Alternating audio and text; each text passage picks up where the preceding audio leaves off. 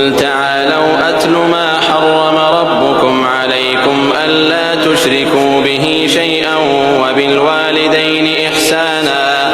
ولا تقتلوا أولادكم من إملاق نحن نرزقكم وإياهم ولا تقربوا الفواحش ما ظهر منها وما بطن ولا تقتلوا النفس التي حرم الله إلا بالحق ذلكم وصاكم به لعلكم تعقلون ولا تقربوا مال اليتيم إلا بالتي هي أحسن حتى يبلغ أشده وأوفوا الكيل والميزان بالقسط لا نكلف نفسا إلا